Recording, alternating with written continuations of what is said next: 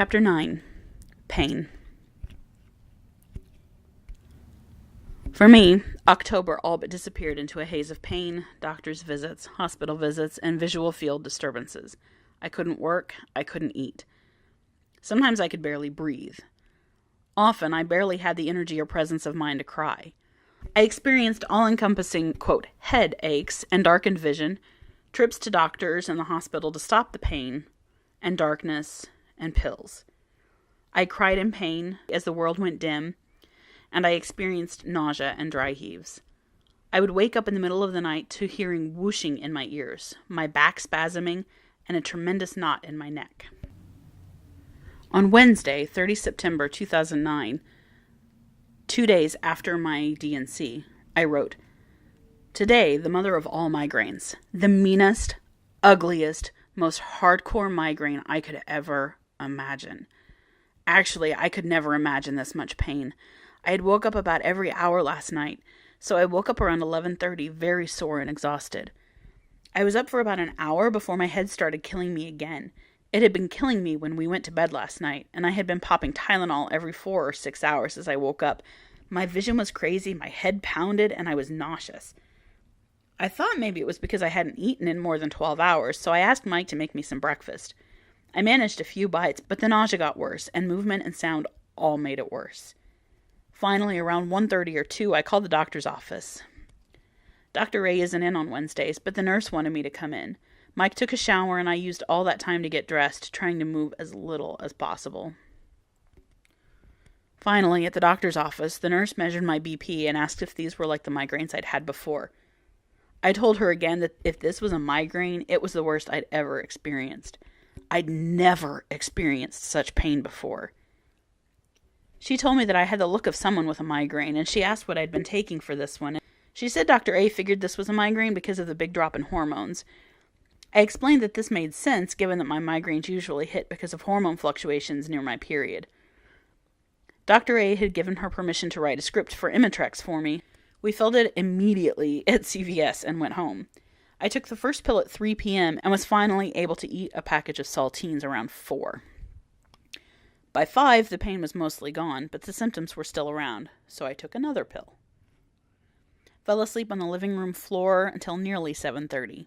Headache started coming back, so I took another pill at 8. So far, that's 3 of the 4 allowed in a 24-hour period. Joy. I'm going to take the last one at 10 tonight and pray that kicks it out to at least tolerable levels until 3 p.m. tomorrow. On Thursday, October 1st, I wrote, I slept until about 10 this morning, so another 10-hour sleep. I awoke feeling pretty good because I hadn't got up much in the night to pee or change sleeping positions. Then I got up and hated my head. Most of the pain and stiffness elsewhere in my body was gone, for which I was eternally grateful. I took 2 Tylenol because my head hurt every time I moved, and I knew I wouldn't be able to do more Imitrex until 3 p.m., and we were hours away from there. I managed to eat some microwavable soup and saltines, but then I thought I was going to cry. The pain got nearly unbearable around 11:30 or 12. I've never had trigger foods for migraines, but I wonder if something in the soup triggered a worse reaction, because damn. I took my little self into the bedroom, put on a sleeping mask, and slept until Mike came in a little after 3 p.m. I decided to do what I could without Imitrex, knowing that I have 5 left and that they have to get me through the weekend or I'll have to do a hospital visit and have Dr. A paged. Plus, as a friend told me the other day, Imitrex is hardcore and the after headaches can be just as bad as the original. Joy. This week has only reinforced my dislike for surgical and medical intervention unless it's absolutely necessary. They kick my ass. I found myself thinking several times yesterday and today that I almost preferred the nonstop bleeding to the freaking migraine. So I sat up for a bit, and when the pain started coming back, I took a couple ibuprofens and had a can of Coke. My vision's still a little screwy, but I managed to sit in the living room with the curtains all open and the overhead light on and still function. Woohoo! On Wednesday, 7 October 2009, I wrote, It's amazing how quickly the body can just shut down. When my parents visited on Friday and Saturday, I was alert and awake for whole days. Then after they left Sunday, I took a nap of several hours. Since then, I've barely been able to eat, and thus barely having the energy to do anything but sleep. I've had a giant knot on one side of my neck and shoulders that I think has been responsible for a swollen throat that seemed to have made me go apneic for a day or two, causing me to repeatedly wake up gasping for air and, consequently, with a pounding head.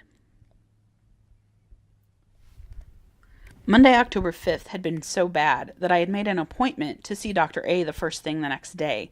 I had been unable to stay awake or to eat anything more substantial than a few crackers and an apple. On Tuesday morning, I threw up what little was in my stomach after I took my morning medicine. Dr. A thought the knot I was experiencing was not from being apneic, but was from when I woke up after my D&C.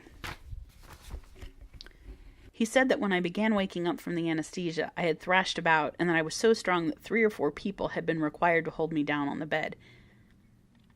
He gave me 2 new prescriptions, one for a beta blocker meant to help prevent migraines and another to help combat the nausea during migraines, so I didn't immediately throw up the anti-migraine meds as soon as I took them. And then he sent me on my way. I thus spent some time Tuesday evening and night using a shiatsu chair massager. I was able to sleep for several hours without gasping and was able to get up early on Wednesday to stretch and try to help the apparent knot further release. Then, as I wrote in my journal, feeling a little nauseous, I lay down to nap. An hour or 2 later, forced down a few roasted almonds. More nausea, back to sleep. Finally, Mike woke me to make me eat. I was starving, but I was so hungry that I couldn't eat.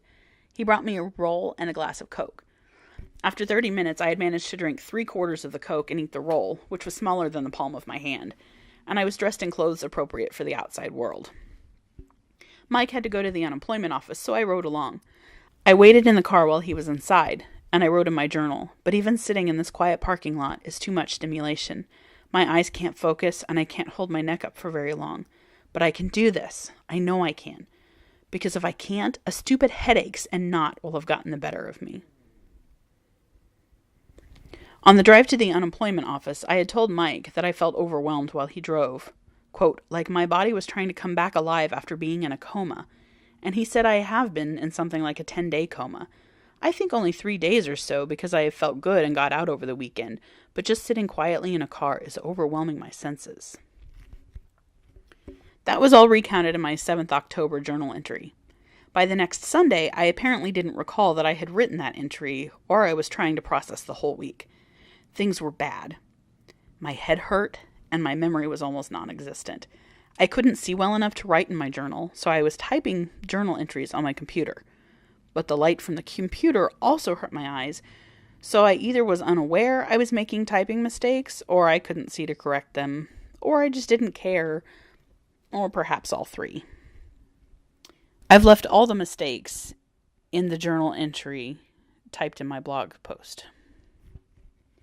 Sunday, 11 October 2009.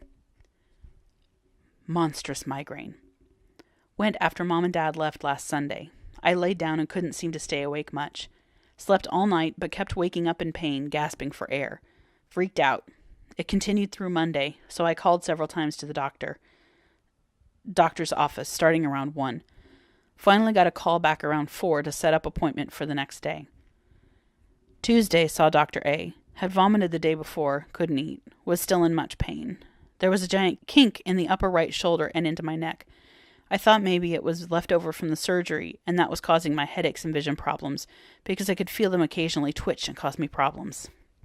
Dr. A thought I just still had an undertreated migraine, so he gave me some more meds, one to help prevent migraines and one to treat nausea in the middle of a migraine. He figured the knot in my neck was just a knot, maybe left from having been fought down when waking up from anesthesia. He said I'm very strong. It took 3 or 4 people to hold me down when I started coming out of it. We went home and I took that medicine and nearly vomited again. This was after we stopped at the bank to deposit a couple of checks, and I realized that wearing my sunglasses inside might be seen as an act of migraine by some, but with the husband standing that close to me, supporting me, it could look like an abusive, overprotective husband. So I had to take off my sunglasses a little, just to leave no impression in anyone's mind at the bank that I was wearing the sunglasses to cover up bruises. Anyway, the drugs Dr. A gave me didn't really do much, just made me feel a little strange. But that night, no gasping in bed, so I was happy. I was able to actually rest. Friday, however, I was in tears almost all day. I've gotten into taking 2 showers a day to help keep this knot loose. In my shower, I was praying to God to heal it, to take away all my pain. I was singing, begging any god or goddess for help. I couldn't stand it anymore. This happened multiple times. Mike used Bengay on me. We used hot pads, cold compresses, but still everything hurt. I couldn't find a comfortable position to lie down in. Mike massaged where he could, and I tried to drink plenty of water to wash out the toxins we were releasing with the massaging, but I felt constantly like I was going to vomit. I couldn't breathe worth a damn. Mike called his stepfather and his mom. His mom talked to me and said I needed to go to a doctor because I was in far too much pain. So she told me to hang up the phone and call the doctor and insist on being seen. I did. Mike went to get in the shower. Dr. A's office had no practitioners in it, said the woman who had answered the phone. They had been doing a flu clinic all day, and all the practitioners had gone, though it was about 20 minutes before closing time. So she told me to go to the ER and explain to them that I was there because my doc couldn't see me. Finally, while Mike showered, I gathered all my various medications, my planner, my notes that I had been keeping about all this ordeal, and we left in the horrible rainy weather. We had to wait quite a while. By this point, my neck was trembling so much that I couldn't keep it under control. I was just constantly trying to find a place to be comfortable, and there was none. We had to wait for quite some time. We got looked at by a paramedic, checked in, and a bracelet on my arm, then sat in the waiting room while we heard a second ambulance come in. Finally, after a few hours, a CT scan, and some x-rays, they said it's just a complicated migraine. They gave me an IV. They had me on an IV since they got me back to a room and drew blood. I was dehydrated. So basically, it was a migraine irritated by the anemia. They gave me some pain meds, and I finally had no pain. The twitching had stopped, and I could breathe normally. They gave me a couple of prescriptions to fill and sent me on my way. I still couldn't see, but that was okay. Yesterday, I felt pretty good until about 4:30, then hurt all night. I slept for hours in pain, dreaming about killing people. I was appalled, and getting into fights all the time while moaning and cursing and groping my head. Mike told me this morning that's a good thing because it shows I'm willing to fight this. I'm not sure I buy that, but I'm pissed. Dr. A gave me a clean bill of health gynecologically. When Mike and I told him about my continued migraines, he offered to put us in touch with his wife's doctor, who was excellent at treating migraines. Soon after, however, Dr. A's office called to say that they could not get us in, quote, early enough to help, so they called a neurologist for us to be seen. The nurse who had called said that because I had no insurance and would be paying cash, however, we had to pay $275 before I could be seen, so she was calling to make sure that was okay. I thanked her and told her I would be in touch, then immediately called Mom and Dad to ask for a loan. I was in so much pain it was the only thing I could do. I had to be seen. I was nearly out of pain medication, and I was in agony.